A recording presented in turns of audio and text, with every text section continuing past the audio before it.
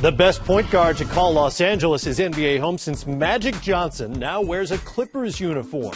Chris Paul, four-time All-Star who's led the league in both assists and steals, came over after a much-discussed trade from the New Orleans Hornets. So, fellas, in how many ways does CP3 affect the fortunes of his new team? Well, let's just start off with pride. A lot of people in L.A. who didn't have pride in their homes have pride now. This team has pride. When you have a player that you've gotten to see how great the things that he's done are, and he just, Steve, he'll have that influence on the team, a positive influence, and he'll give the guy someone to follow in his work ethic. And I think that's what you need most for a young team, someone to follow how they take the game seriously. Webb said it best. Pride. I mean, I call him the little Isaiah. He does not want to lose. I mean, he won't be no laughter. I think leadership and a guy that demands them to play hard. And then I think, you look at it, he's been there before, and him and Chauncey Billups both. I think Chris Paul is a guy where if I'm playing with Chris Paul, I'm going to run a little bit harder. I'm going to try to get open because the ball is coming. So I think for them he's bringing that leadership.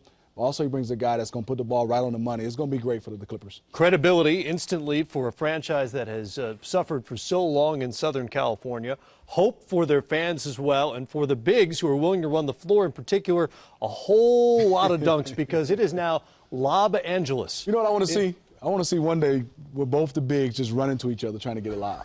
I don't want to get hurt. That could happen. I don't want to get hurt, man. That could happen. I guarantee you're going to see both of them try to dunk it at the same time. They're going to miss one and try to because, guys are putting on their track shoes to play with Chris Paul. Yes. All right, if you're a big, what are you watching for? How does it develop? How does it develop?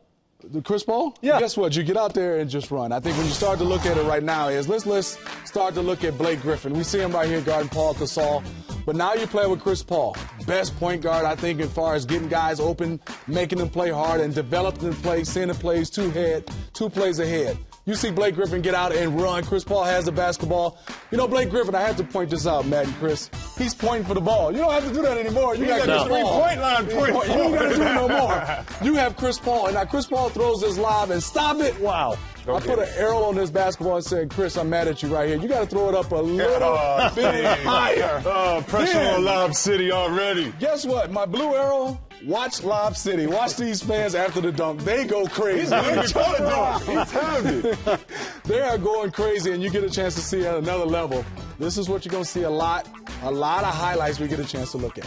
Oh, it's a gift. It's a for those two guys, not only for Blake Griffin, but for DeAndre Jordan. And we've been saying this, but it's true. They were already second and third in the league in dunks last season. Jordan's going to benefit as much as Griffin. Yeah, arguably maybe the best front court. We'll have to talk about that later in the game. But when you have two guys that can run the floor like this, if you look, Chris Paul, one of the best point guards in the game. Now, Chauncey Billups is right next to him. So what is he going to do? Take his time going down because he's going to drag the defensive team for the three. But look at these two horses. You got one in the right lane and Jordan in the other. Now, we're going to watch this.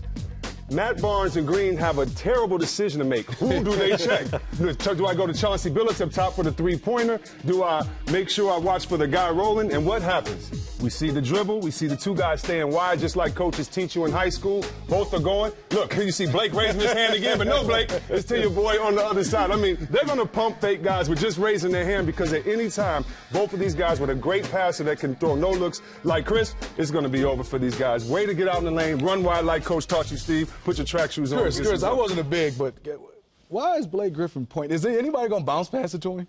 You know what, Blake you know who he is, right? He probably really believes he can go get it. So I know where to throw it generally. Yes, if I've got Blake Griffin on my team. I like how he says throw it up. Yeah, just and he's the guy you could throw it up and he'll be like, my bad, I could have got that. Right. So even if you make a turnover, he'll take it. He'd have been mad playing with me because I'd have kept throwing it higher and higher. I would have bounced. I would have made him I would have bounced off the backboard. Just go get it. You would have kept shooting. No, I'd have thrown it up. And by the way, Chris Paul not the only acquisition for the Clippers this offseason. They went after Caron Butler.